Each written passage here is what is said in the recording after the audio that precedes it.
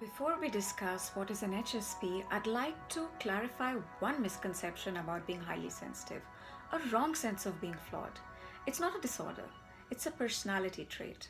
This isn't something to treat or change, rather, to be better understood and thrive with.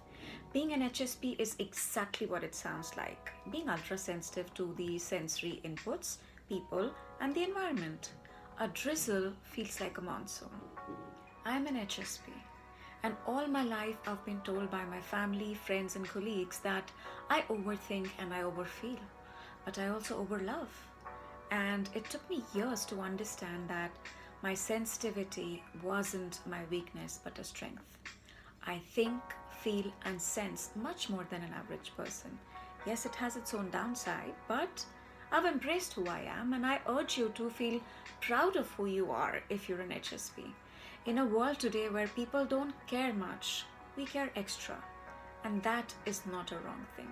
A highly sensitive person, HSP, is a term for those children or adults who process sensory stimuli and information more strongly and deeply than others, with an increased or deeper central nervous system sensitivity to physical, emotional, and social stimuli.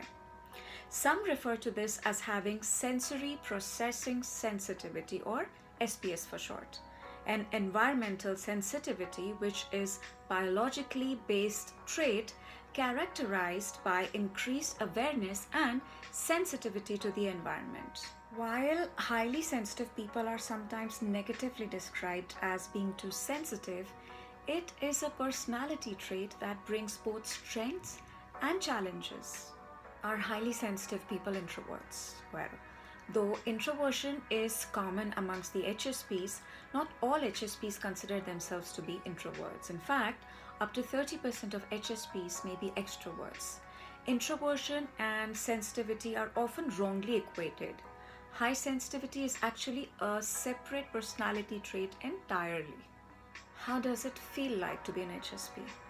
HSPs have different and many unique experiences depending on the circumstances and stages of their lives. Strong intuition is common amongst the HSPs. They can often sense things that are happening around them along with people's feelings or emotions. Their highly sensitive brains process stimuli more deeper and hence often feel exhaustion. HSPs sometimes think things over for a while before making their move or decision. Yes, they do overthink and overanalyze often. While high sensitivity is a nature versus nurture trait, the way in which you are nurtured around it can influence how it impacts you in life. High sensitivity does not get better or worse over time, but how you live with it can change. For example, if your high sensitivity was appreciated and celebrated as a child, you are more likely to be well adjusted to it.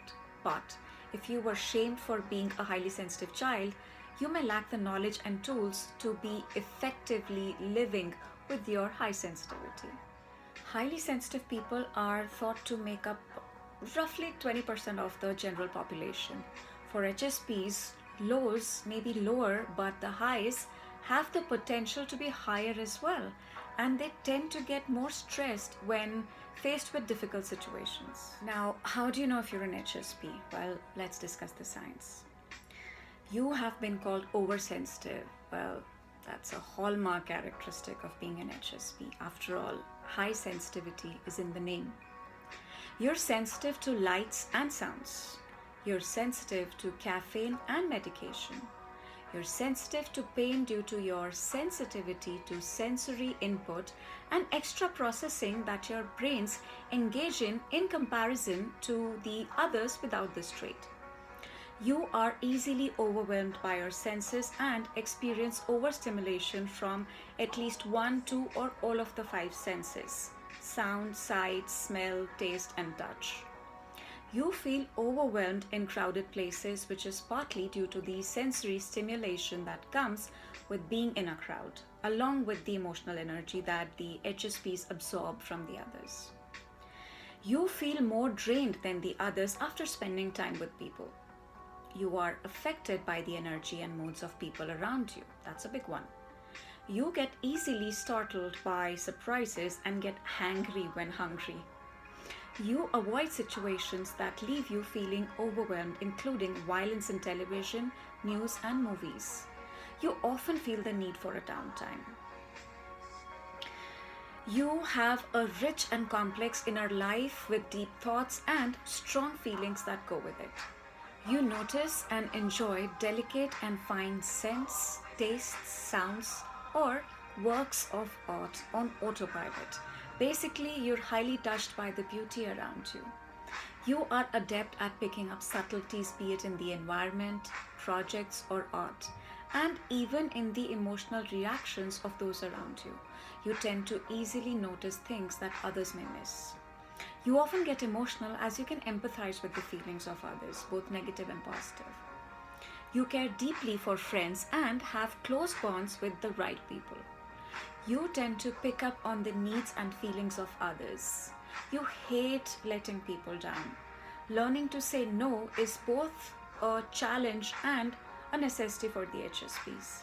You're grateful for the blessing of life and appreciate a fine wine, a good meal, or a beautiful song on a level that most people can't even access.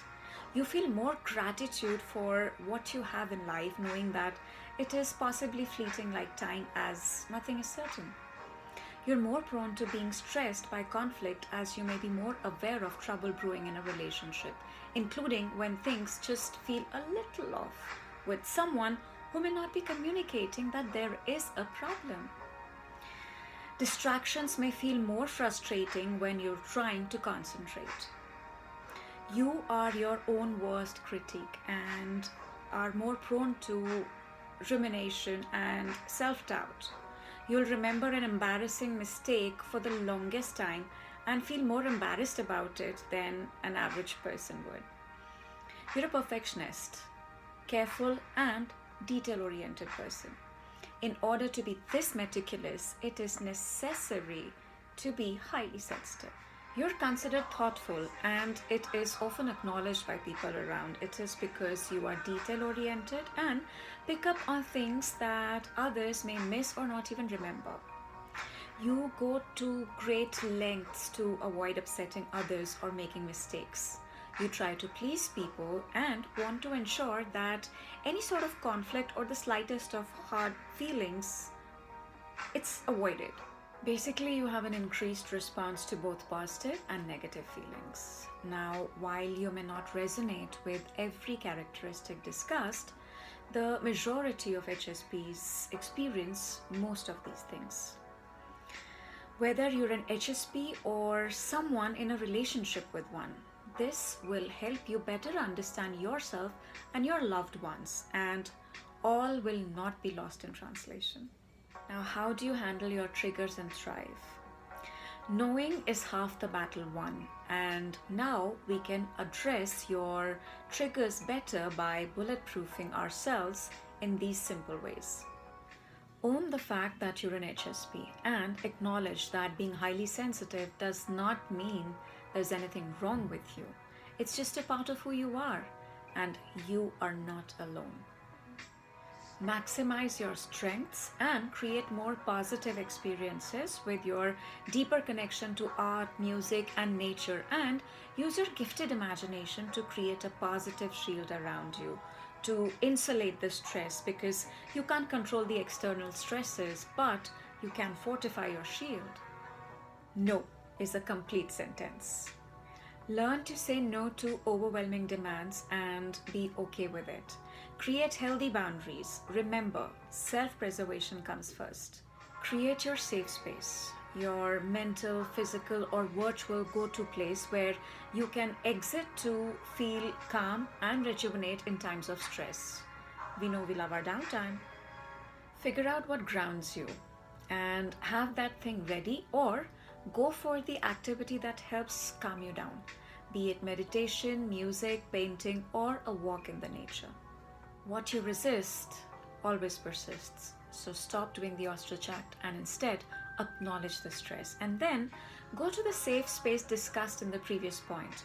Do not try to deflect the stress by indulging in intoxicating substances that can Create a depleting cycle, and since our brains can be trained, make sure your solution to stress is a positive one and it's a healthy habit. And that's not all. There are many other ways you can handle your triggers. It's only a matter of getting started and taking charge. Remember, we're only a decision away from a completely different life. Live it well. Make the right choice for you. Don't be apologetic for your sensitivity. As empaths, we did not come into this world to be victims. We came to be warriors. Be brave. Stay strong. We need all hands on deck.